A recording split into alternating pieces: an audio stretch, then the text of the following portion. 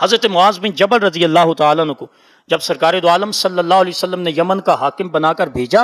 تو آپ صلی اللہ علیہ وسلم ان کو رخصت کرنے کے لیے گئے تو وہ سواری پر بیٹھے ہوئے تھے اور سرکار دو عالم صلی اللہ علیہ وسلم ساتھ چل رہے تھے، حضرت معاذ کے ساتھ پیدل چل رہے تھے۔ حضرت معاذ کو آپ صلی اللہ علیہ وسلم نے سواری پر سوار کیا ہوا تھا، وصیت فرماتے ہوئے جب آپ فارغ ہوئے تو آپ صلی اللہ علیہ وسلم نے فرمایا معاذ شاید اس سال کے بعد تم مجھ سے نہ مل سکو،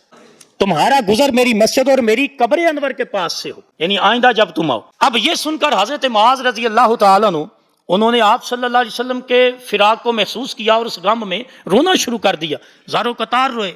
پھر سرکار دو عالم صلی اللہ علیہ وسلم مدینہ کی طرف متوجہ ہوئے اور فرمایا کہ میرے سب سے زیادہ قریب اہل تقوی ہوں گے، وہ جو بھی ہو اور جہاں بھی رہیں۔ آپ نے فرمایا کہ سب سے زیادہ قریب اہل تقوی، کیونکہ اللہ کے قریب کون سے لوگ ہیں؟ اِنَّ أَكْرَمَكُمْ عِندَ اللَّهِ أَتْقَاكُمْ، اللہ کے نزدیک سب سے زیادہ عزت والے وہ ہیں جو پرہیزگار ہیں، متقی ہیں، جو صراحتاً گناہ پر ڈٹے ہوئے نہیں ہیں۔ تو آپ نے فرمایا جہاں بھی کوئی رہے، متقی جدھر بھی ہے وہ میرے قریب ہے،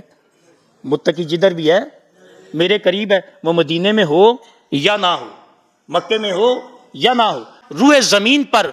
دنیا کے جس کونے پر بھی ہو، وہ متقی بن جائے، سرکار نے فرمایا وہ میرے قریب ہے۔